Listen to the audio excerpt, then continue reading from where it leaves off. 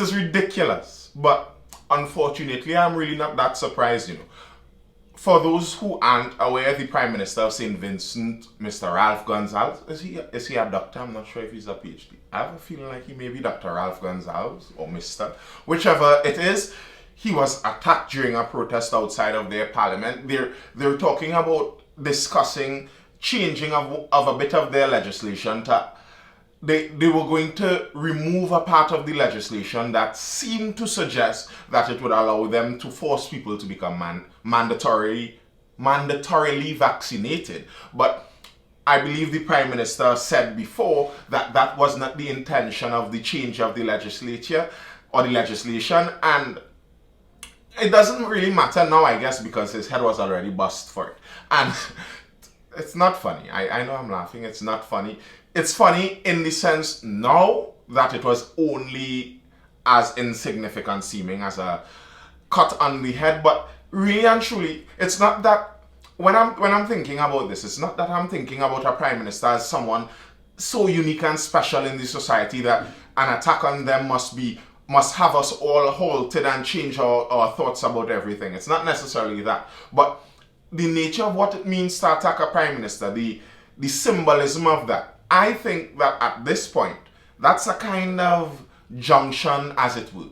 There are two directions that could be headed at this point. The attack on the Prime Minister could make it seem now that such levels of violence are more within the fair game, and it may accelerate the actions of some people. Or hopefully, this is what I would hope for, the extremity of such an attack and the stark contrast of seeing the blood, for those of you who saw the pictures with the blood or the videos with the blood flowing down, and I believe he was wearing a white shirt, so the red blood and the white shirt, and probably the image of that may be enough to allow some people to see that how you may attempt to handle these situations can have a serious impact on our societies on a whole.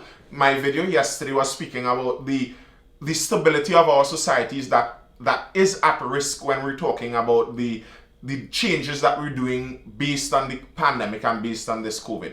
And it's nearly ironic that on the same day I dropped that video, later in the evening, we saw an attack on a Prime Minister in the Caribbean. And that's not the only country that is having protests. There are protests all around the world right now based on the same thing. And this is why I keep trying to tell people it's about convincing others. Okay, well, I've been reading around quite a bit, and a lot of the times when I read people who have been vaccinated, and many of them being on the more educated side, and you read the tone that they speak about the unvaccinated in, and the snicker sometimes you see at it, and these stupid people, etc.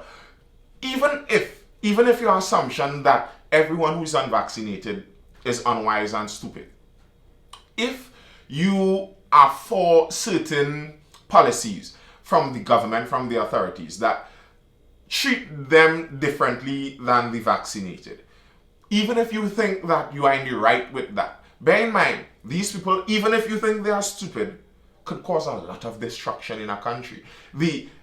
It may be a lesson in some of this. That's all of the zombie shows and zombie movies that we've been inundated with for like the last 30 years have been about. Zombies eat brains and they're basically brain dead. But many zombie movies and shows have showed us that these brain dead people or zombies could cause a lot of destruction.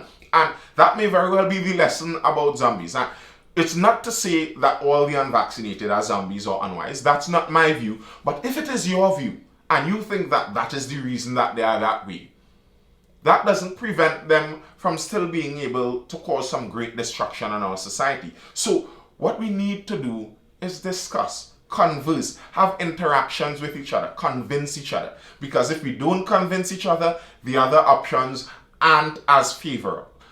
Yesterday when I was speaking about the bonuses Trinidad may have, I think one of the benefits we may have is our financial situation. The nature of how the economy is in Trinidad could allow for some stability. Generally speaking, when people have more resources, they have more to lose and they don't as easily risk losing it. And I think a lot of that could be part of the reason so often when you hear people talk about Trinidad and the issues Trinidad is facing, part of the statements you regularly hear about that is that Trinidadians don't take anything seriously, and when it comes to boycotting certain businesses and getting serious about our consumer choices, Trinidadians don't do that. And I think we don't, because we are happy. Happy in the sense of content with the amount of resources we are getting. By and large, most people in Trinidad may be living at wealth levels higher than the average other Caribbean person. I think that allows for some greater stability in the country. It allowed for us to go through 2 series of pretty serious lockdowns without the greatest levels of negative fallout coming from it. But even that in Trinidad may be at risk. Retail sector, stores need to be opened now. If you haven't clicked that like button, please do click that like button now. Drop a comment if you do have a comment to say. I'm thinking about adding a new video. I'm already doing so many, but yes, I'm thinking about adding a new one on TikTok particularly. Maybe do some on YouTube with conversations under the trees instead of just contemplations, where I interact with people, whether they be normal people, everyday people, someone with a specialty. I don't know yet how it's going to be fully realized, but that's an idea I have, and it's on the cards to be worked out. Anyway, the retail sector wants to be reopened. A desperate call has gone out to the government from retailers to reopen the sector as soon as possible. Unable to cope with burgeoning debt, massive losses in profits, and savings continuously being eaten away, retail continues to be crippled under government's continuous restrictions. Businessman Omar Hadid, who said he's the voice of the recently formed Retailers Association, said close to 20% of retailers have closed, and another 20 to 25% are also expected to shut their doors by the end of this month if the green light is not given in a matter of days. Now, you see, if we're saying that, I don't know if you looked at my video yesterday. If you didn't, probably you should. But if you did, I was speaking about how I think personally lots of the vaccination push in Trinidad was effective and successful because of our economic situations. The amount of stores and businesses we have that could put a little squeeze on their employees to try to get them vaccinated. Whether you don't like that they are doing that or not, I think that had a large impact on the amount of people that were vaccinated. I knew of the TTME vaccination drive in the Diwali Nagar, and that was a lot of the main driving force of their vaccination drive. Business owners wanting to get their staff vaccinated to allow for things to reopen. Now, what is going to happen if a lot of these sectors now close and shut down, and the employees that they had now have no jobs?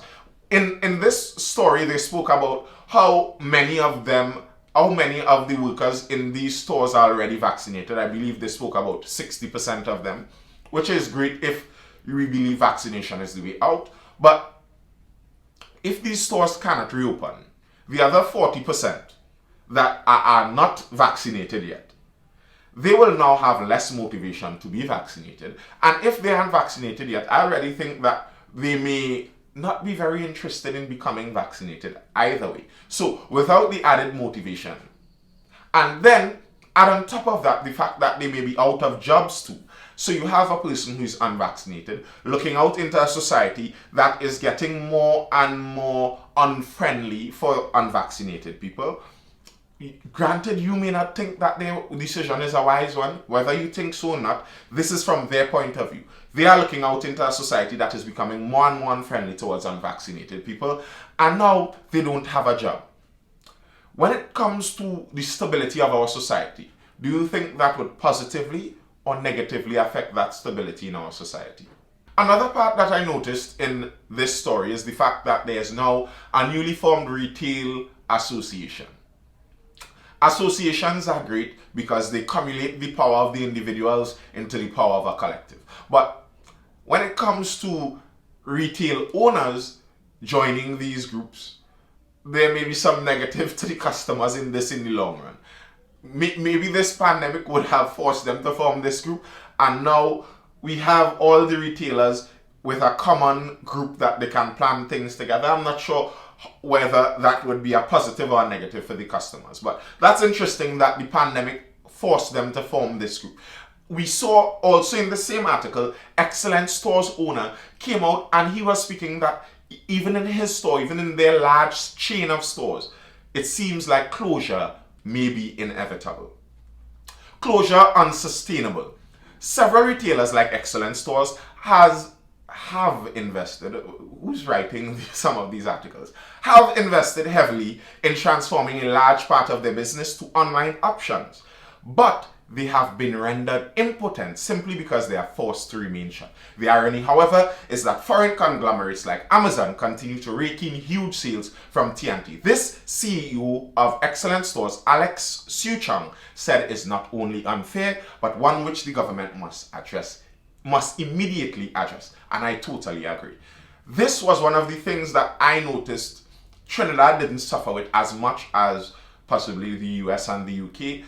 That it seemed like the lockdowns were only heaviest on the smaller businesses and allowed some of the larger businesses to continue. But as we're seeing is now the case, it is the case in Trinidad. Now, if you're in Trinidad, Excellent Stores is by no means a small business relative to Trinidad, but relative to the global standards and relative to Amazon, Excellent Stores is minute, is miniature. And to think that we have a situation currently where a local business has the same options available for online shopping, but we cannot access it because the government decides that they should remain locked down, while we can still shop at Amazon. I don't think that is unfair, and I think the owner has some just cause to be suspicious of that. But these difficulties that the owners are talking about, that the retail sector is talking about, that they may be facing soon, I think may feed into some less stability further on in our own society in Trinidad and Tobago. When you see in St. Vincent, Dr. Ralph Gonsalves, the Prime Minister of St. Vincent, has been the Prime Minister of St. Vincent, I believe, for over a decade. He has been the Prime Minister for a while. As far as I thought, I would have thought that he was basically a well-loved person in this country. But this issue is creating such a dividing line that it's creating situations like this. And I was listening this morning, someone of my neighbors was playing one of the talk shows, where you could hear from the tone of voice the kind of talk show it is on a morning. And you hear the tone that some people speak about being unvaccinated in. And you hear the familiar lines of fighting oppression and the sound and the words that make this seem like they're setting up themselves for a righteous battle. If people think that they have a righteous battle, and it seems like the government is coming down on them more strictly, I don't think that we are going to end up with peaceful outcomes from it. And again, I will keep repeating it. It doesn't matter whether you think they are right or wrong. It matters whether you want a stable society. And all these people in the streets, attacks on heads of state, protests, queuing up, burning down of vaccination centers, these things wouldn't add for stability in a society. So, St. Vincent Prime Minister injured during vaccine protest. Prime Minister of St. Vincent and the Grenadines, Dr. Ralph Gonsalves, has received treatment after receiving a blow to the head during protests on Thursday. Initial reports indicate he was hit in the head by an object thrown by a demonstrator who was among those protesting proposed changes to the Public Health Act. The amendments would remove the word voluntary from a section of the law that speaks to vaccination against an illness that triggers the declaration of a public health emergency such as COVID-19. The Prime Minister was on his way back to Parliament where the amendments were being scheduled to be debated when the incident occurred. You see, as I keep saying also, consent of the governed is needed to govern. If you go to a parliament and attempt to make a decision in the parliament with a group of people, bear in mind inside of a parliament, and I think this is the explanation to understand a lot of things in the world right now, to understand the rise of populism, to understand why over in the United States Donald Trump won, to understand why many of these populist leaders are winning over and over and over the world over. Picture what a parliament is in a country. A parliament, for the most part, would be the collection of many of the wealthiest and better educated people in our society. The wealthiest and better educated people in our society, numerically, in terms of numbers, are a minority. They do not hold the majority of a society. This minority group, yes, they may be voted on, but coming from their demographic, the other likewise demographic of this group, they are the minority. So if you have this minority group making rules that the majority feels pressures them and oppresses them in a way that they are not pleased with, there's a feeling among the majority that this group thinks themselves superior to us and we must follow their rules on this.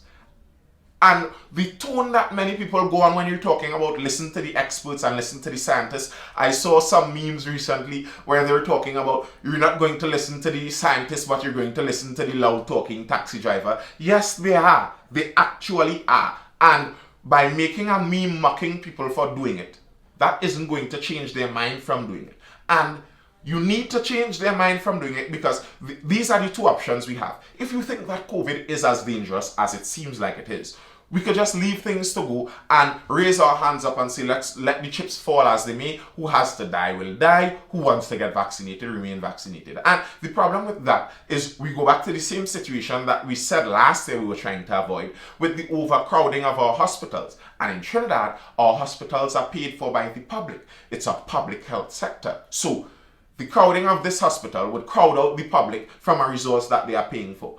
That wouldn't bother the wealthier people because there are many private hospitals and private health institutions in Trinidad and Tobago. So wealthy people would go to the private institutions and you would have a case where many of the poorer people who depend on the public health sector, the public health system, to see about their health requirements would suffer because of it. That's one option. And I think some people may say that they want that option without fully thinking through of all the ramifications of that. Or the other option may be to follow the direction of France, and well, we're seeing how that is working in Martinique and in France, or to follow the direction of St. Vincent, and we see how that is working in St. Vincent. And especially now that we consider the retail sector may not be able to be a pull factor among the people as much. And we're seeing our economy is becoming smaller, more businesses are closing, less people are making as much money as they once did. So the money is becoming less of a distraction to the people. And I think that some of the people calling for this kind of revolution of sorts, even some of the people in Trinidad who were nearly gloating over the damage done to the Prime Minister over in St. Vincent and giving innuendos like this is what is going to happen in Trinidad if such a thing happens. I think they themselves don't understand where revolutions lead. I urge anyone who loves revolutions, go read up on just about every single revolution in the world and see how they end. The French Revolution, which was probably the headlining revolution if you're thinking about revolutions in the world. Go read what happened to the leader of the French Revolution, the main guy who decided to start lopping heads off in the middle of the streets. Go read what happened to that guy. Here's a hint. He lost his head too. So, let's be careful the hope we have for the revolution style that you may be thinking. If you haven't commented yet or click that like button yet, please do click that like button and drop that comment if you have something to say. And do subscribe if you aren't subscribed yet, and I'll see you for the next video. And you feel the music, rising with the time.